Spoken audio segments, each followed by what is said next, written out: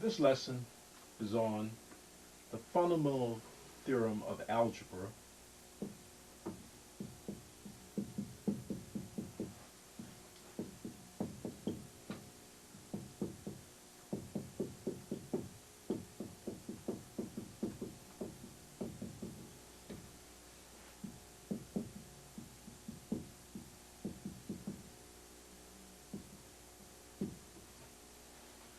The fundamental theorem of algebra states that every polynomial equation of degree n greater than or equal to 1 has at least one complex real or imaginary zero. Let me write that theorem up here so that you can copy it down in your notebook. You should take notes on this tape so that you can refer to those notes later when you are actually working problems. Once again, the theorem states that every polynomial equation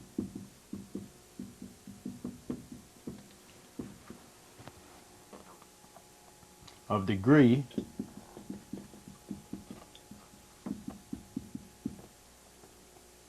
n greater than or equal to 1 has at least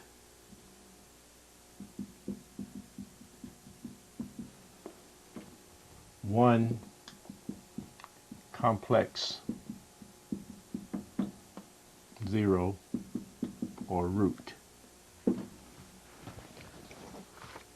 So this means that the root will be either real or imaginary, because the set of real numbers and the set of imaginary numbers make up the set of complex numbers. Within the set of real numbers, you have the irrational numbers and the rational numbers. So if a root or a zero is real, then it will be either rational or irrational. So this is what the fundamental theorem of algebra states, that as long as the degree of the polynomial equation is greater than or equal to 1, there will be at least one complex zero. For example, if I have 7x plus 3 equals 0, this is an example of a polynomial equation, and the degree of this equation is 1. So that means that this equation will have at least one complex zero or root. There will be at least one complex number that will work in this equation. There will be at least one complex number that you can substitute for x in this equation and get 0. Another example, in this case, it's just a basic equation, so we could work this out. Subtract 3 from each side, we get 7x equals negative 3, and then divide each side by 7, we get x equals negative 3/7. So negative 3/7 would be the 0 or the root for this equation. Another example, x squared minus 9x equals 0. In this case, we would have at least one complex zero or complex root or complex solution. In fact, this is a second degree polynomial, so that means we will have two roots for this polynomial. So of course we can get those roots by using factoring. There's the greatest common factor here of x, so we factor out the x, we get x times x minus 9 equals 0. And then we set each factor equal to 0. First we get x equals 0, and that's already solved. Next we get x minus 9 equals 0. We add a positive 9 to each side here, and that gives us x equals 9. So here we have two roots, and of course if you have two roots, that means that you have at least one. So you can have at least one means one or more. So we would have one or more roots. Now, some of the roots may be imaginary. They might not all be real. Some of the roots may be irrational. For example, if I have x squared minus 2 equals 0, I would have at least one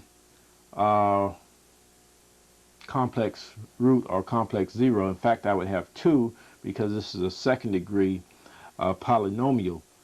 But if I get those roots, I can get them by just solving this equation.